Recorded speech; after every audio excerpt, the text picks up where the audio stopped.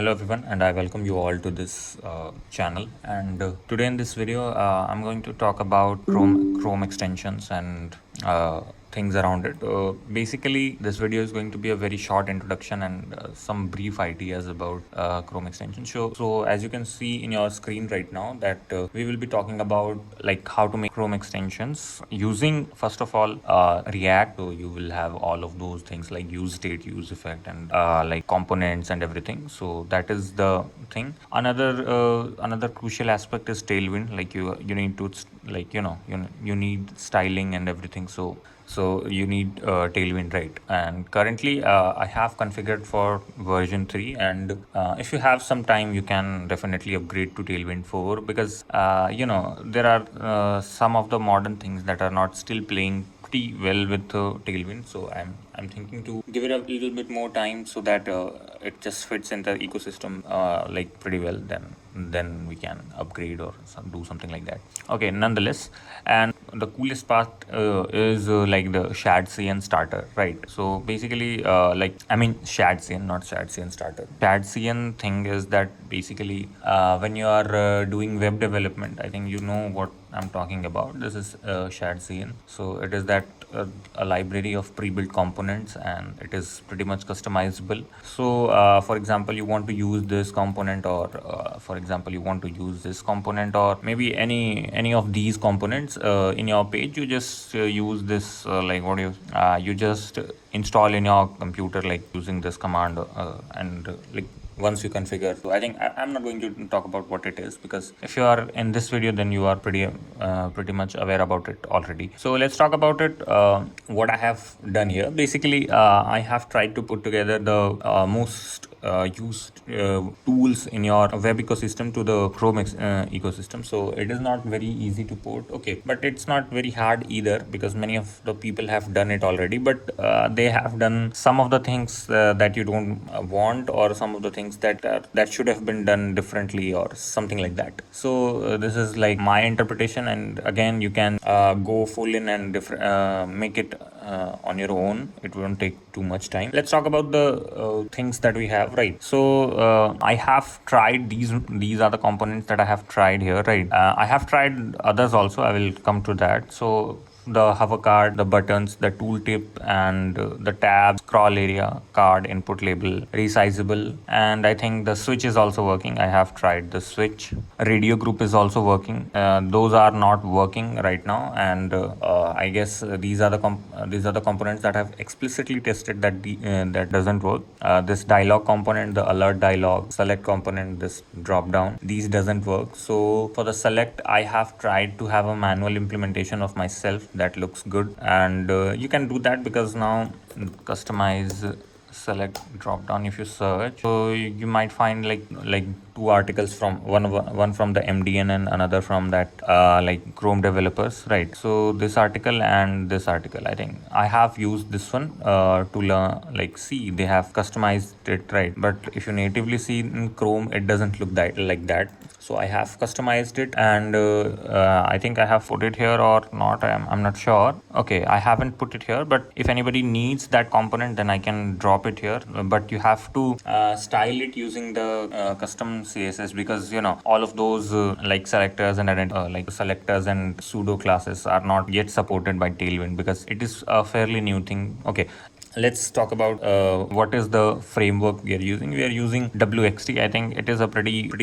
popular framework for Chrome extension development. If I go to their GitHub, so I think it's 7,000 stars almost, and it does just what it says. Like, it helps you to develop cross browser extensions, right? Like for example, if I show you here, Chrome or like Firefox base, you can do it target with the same code base and all of those things, right? And the file based entry, right? For example, this entry point file is not hypothetical or like thought of mine. So it is pretty well defined that how you can define the files, and you can define the content. Otherwise you can name it content.tsx, in my opinion, I think. Or you have to like create a folder, and then you can put the index.tsx in this. So okay, what it is that I am using, the Chrome, I mean, the content script to create the UI, right? Not the, I mean, not the like the pop-up one, right? Like for example, this is your pop-up screenshot, right? Pop-up.html, and this is not what I'm using, and I'm using the content script so that I can customize the UI and ultimately get what I want. And I can show you the extension. Okay, basically this is the template to start with, and after this template I can make something, right? What I have created, I will show you a video, like I will put the video right now, and you can see that what I have made, and you can see that I have used tabs, switches and all of those things in the extension, and it looks fairly decent. So like I'm using WXT under the hood, and I have just added these components, and there are some basic like components I have created, right? In the main folder I have created demos for these components, right? And you may want to check it out and like customize it by your own. Okay, and there are some good practices that I have covered here, right? For example, this, yeah, now the syntax highlight is there, this port content root and this portal context and all of those things. But this is a little bit cheeky thing, right? I wanted to use the gist font, and I don't know, somehow it is pretty non-trivial to configure it, but the way that I have found to configure it. So how do you run this project? You can just clone it. Okay, let me just run it for you guys.